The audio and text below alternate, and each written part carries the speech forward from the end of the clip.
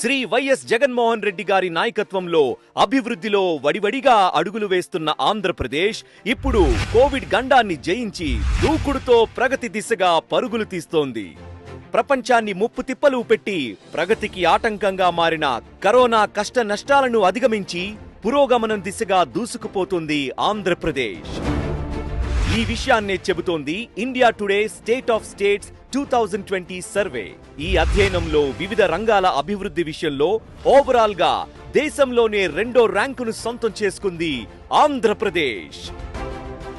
ఈ ఏడాది జూన్ నుంచి అక్టోబర్ వరకు జాతీయ స్థాయిలో రాష్ట్రాల వారీగా వివిధ రంగాల్లో సాధించిన ప్రగతి గురించి marketing and development research associates తో కలిసి ఇండియా టుడే ఈ అధ్యయనం చేసింది. ఆర్థిక, పర్యాటక, మౌలిక సదుపాయాలు, పరిపాలన, శాంతి భద్రతలు, వ్యవసాయ రంగాల్లో వివిధ రాష్ట్రాలు సాధించిన ప్రగతిని గణాంకాల సహితంగా ఈ అధ్యయనం చేశారు.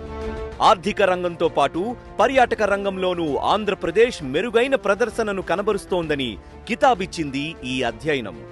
ఈ 2 విభాగాల్లోనూ ప్రగతితో నంబర్ 1 ర్యాంకును స్థూలంగా ఓవరాల్ బెస్ట్ పర్ఫార్మింగ్ పెద్ద రాష్ట్రాల విభాగంలో 2వ స్థానాన్ని సొంతం చేసుకుంది ఆంధ్రప్రదేశ్.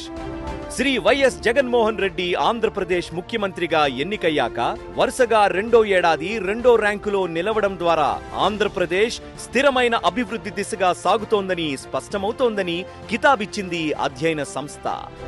ఇప్పటికే వైఎస్ జగన్మోహన్ రెడ్డి సారథ్యంలో ఆంధ్రప్రదేశ్ సాధిస్తున్న ప్రగతి గురించి జాతీయ, అంతర్జాతీయ స్థాయి నుంచి ప్రశంసలు లభించాయి. 1 కోటికి పైగా కోవిడ్-19 నిర్ధారణ పరీక్షలతో ఆంధ్రప్రదేశ్ దేశంలోనే అత్యధిక టెస్టులు చేసిన రాష్ట్రంగా నిలిచింది.